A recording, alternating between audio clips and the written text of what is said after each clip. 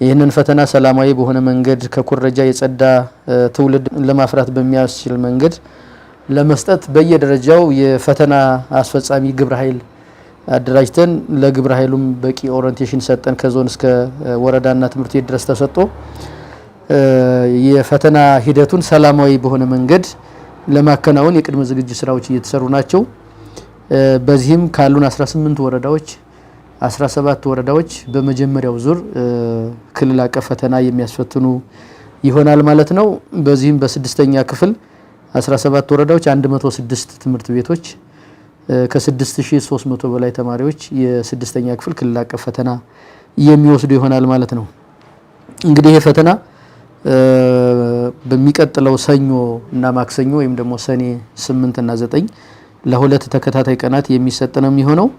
ለዚህ ፈተና ለስምንተኛ ክፍልም ጭምር አስፈጻሚ የፈተና አስፈጻሚ ባለድርሻ አካላትን የመመልመል የተሻሉና ኃላፊነት የሚሰማቸውን ፈታኝ መምህራን የጣቢያ ኃላፊዎች ሱፐርቫይዘሮችንም ጭምር የመመልመል በቂ የጸጥታ ኃይል የመመደብ ለዚህ ማስፈጸሚያ የሚሆን በጀት ጭምርም የሚያስፈልገውን በጀት ለይቶ የመመደብ ስራ ተሰርቷል ማለት ነው።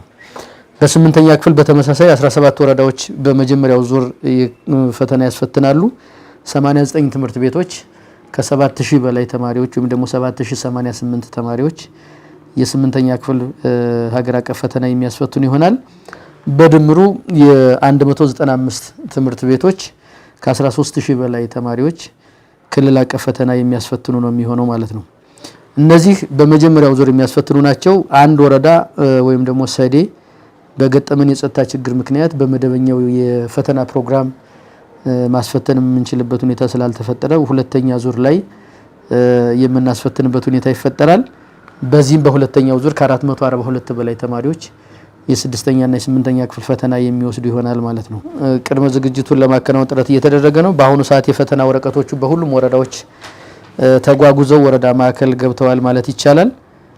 የፈተና ወረቀቶቹ ወረዳ ማዕከል ከገቡ በኋላ በቂ የሆነ ኦሪንቴሽን ለተማሪዎችም ለፈታኝ መምህራንም ለአስተባባሪ የሱፐርቫይዘሮችም ኦሪንቴሽን የመስጠቱ ስራ በሁሉም ወረዳዎች በተደራጀ መንገድ እየተከናወነ ያለበት ሁኔታ ነው ያለው። በቀጣይ 2 ቀናት ኦሪንቴሽን ያልጨረሱ ወረዳዎቻችን ይህንን ኦሪንቴሽን ጨርሰው ቅዳሜና እሁድ ፈተና ተጓጉዞ ለተማሪዎችም ጭምር ኦሪንቴሽን ተሰጥቶ ሰኞ በቀጥታ በሁሉም ትምህርት ቤቶች እና ወረዳዎቻችን የስድስተኛ ክፍል ክልል አቀፍ ፈተና በቀጥታ የሚሰጥ ይሆናል ማለት ነው። በስምንተኛ ክፍልም በስድስተኛ ክፍልም የተሻለ ውጤት እናስመዘግባለን ብለን አስበናል። ለዚህም የተሟላ ቅድመ ዝግጅት የተደረገበት አመት ነው ብሎ መውሰድ ይቻላል ማለት ነው። በዚህ አጋጣሚም ደግሞ ለተፈታኝ ተማሪዎቻችን መልካም የፈተና ጊዜ እንዲሆንላቸው